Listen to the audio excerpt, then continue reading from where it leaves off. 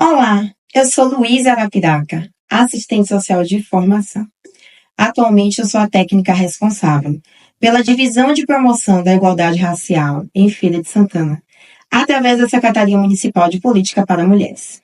Sou também diretora de Desenvolvimento Humano da Associação Comercial e Empresarial de Feira e vice-presidente do SEMEC, que é o Conselho da Mulher Empreendedora e da Cultura. E pós-graduanda do curso de Gestão Pública Municipal pela Universidade Federal da Bahia. E hoje eu vim aqui falar um pouquinho para vocês sobre os indicadores sociais da população em situação de rua de Salvador, capital da Bahia, um dos maiores estados do nosso Brasil, que embora seja rico culturalmente, infelizmente, é um dos maiores estados não só do Nordeste, mas do nosso país, que cresce em desigualdade social. Ao analisar o Índice de Vulnerabilidade Social, IVH, construídos através do ADH, que é o Atlas de Desenvolvimento Humano no Brasil, destaca-se tanto uma crescente exclusão social como vulnerabilidade social no nosso país, entre os anos de 2019 e 2022, período da pandemia. E quando a gente faz esse recorte para a população em situação de rua, esse fenômeno ele fica muito mais agravante.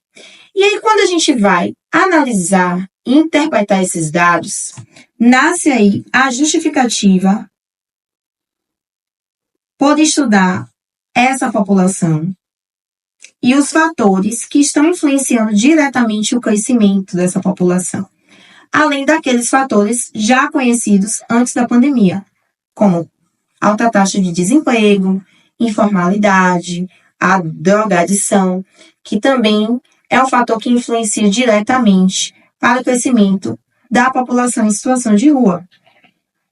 E quando a gente vai analisar, os indicadores sociais que nós temos através do IPEA, do ADH e do IBGE, a gente percebe que entre os anos de 2019 e 2022, houve um crescimento da população de rua em 38% no Brasil.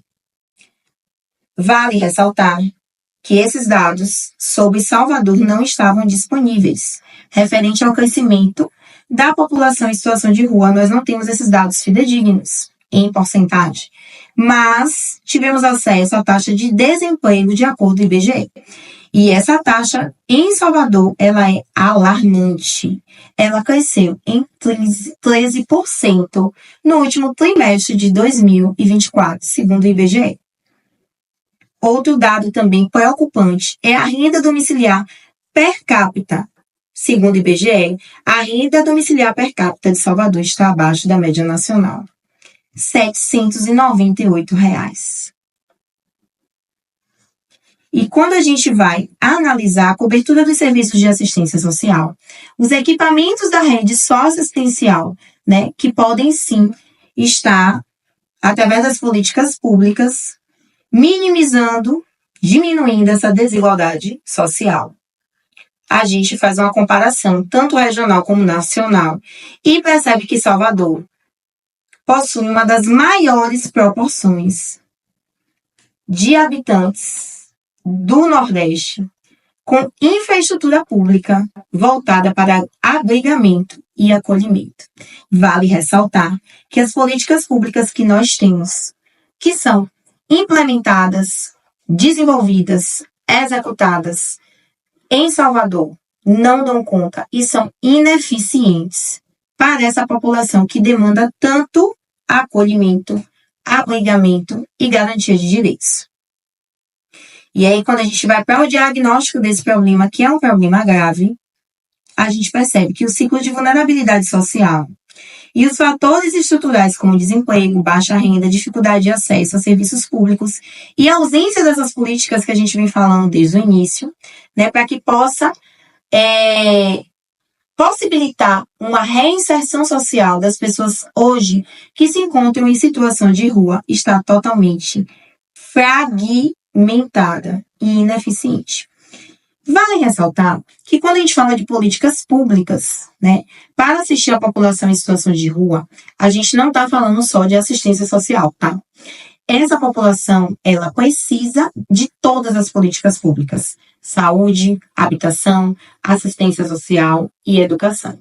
Quando essas políticas públicas, elas não funcionam enquanto rede socioassistencial, quando essas políticas públicas, elas não funcionam enquanto proteção social e elas estão fragmentadas, fica tudo mais difícil. E para que essas políticas públicas, elas sejam ao mínimo eficientes ou pelo menos acessíveis para essa população, a gente precisa que os atores que executam essas políticas públicas na prática estejam qualificados, tenham total conhecimento dessa política, sensibilidade e levem, além da informação e da tentativa de assistência para essa população, retorno em relação aos índices sociais que nos darão respaldo para poder criar novos projetos, novas ações e novos programas para sanar os problemas da população, da pessoa em situação de rua, que não são sanados pelas políticas existentes. Em Salvador, identificamos alguns programas, e alguns projetos que atuam com a população em situação de rua. A gente tem o programa Salvador Acolhe, programa Trabalho Cidadão, Ruas com Saúde. A maioria desses programas são programas municipais e existem também alguns projetos sociais, filantrópicos, que atuam com a população em situação de rua. Mas, como já falamos anteriormente, para não ficar repetitivo, eles são ineficientes para dar conta, tanto da população em situação de rua, como os seus problemas, e diminuir essa desigualdade social e possibilitar a reinserção social dessas pessoas que hoje se encontram em situação de rua.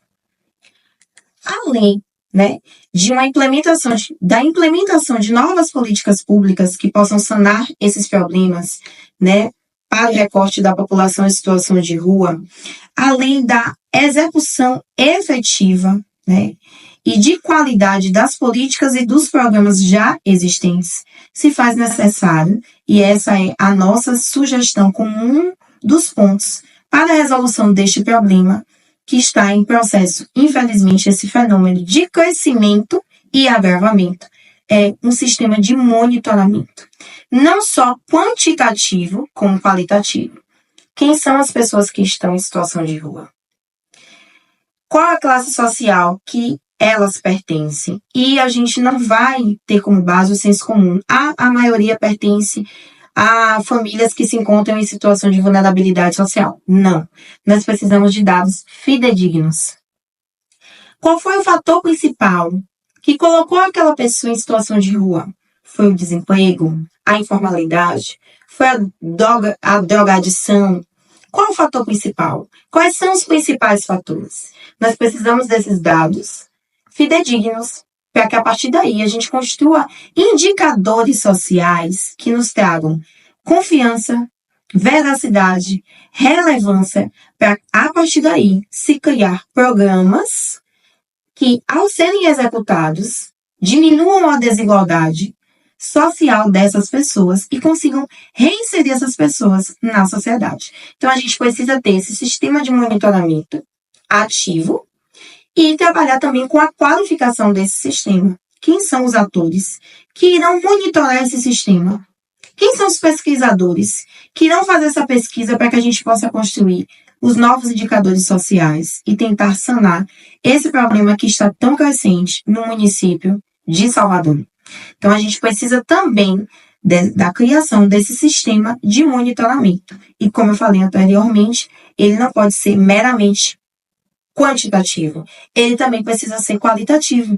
A partir do momento que ele vai identificar esses dados que eu dei aqui como exemplo e tantos outros, a gente também vai procurar qualificar as soluções, para diminuir esses dados, para diminuir as pessoas, a quantidade de pessoas que se encontram em situação de rua, para diminuir a população de rua e, cada vez mais, reinserir essas pessoas na sociedade, para que elas saiam da situação de vulnerabilidade social no nosso estado.